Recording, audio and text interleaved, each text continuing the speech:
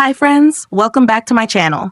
In today's video, I'm going to show you how to enable disabled apps on the Samsung Galaxy A23. If you're new here, don't forget to subscribe and give this video a thumbs up. Now, let's dive in. Step 1. First, unlock your phone and open the Settings application. This is where you can find various customization options for your device, including display settings, security settings, and accessibility features. Step 2. Now, locate the search icon in the top right corner and tap on it. The search feature makes it much easier to find specific options without having to scroll through multiple menus manually. Step 3. In the search bar, type apps and wait for the search results to appear. Step 4. After performing the search, find the apps option from the search results and tap on it.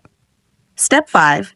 Now tap on the menu icon, usually 3 vertical dots in the top right corner. Then select Disabled and tap OK. This will show a list of all the apps that are currently disabled on your phone. Step 6. For the last and most important step, choose the app you want to enable, tap on it, and then tap the Enable button at the bottom of the screen. The app will be immediately restored and ready to use. If you found this tutorial helpful, don't forget to give it a thumbs up and subscribe to my channel for more great tips.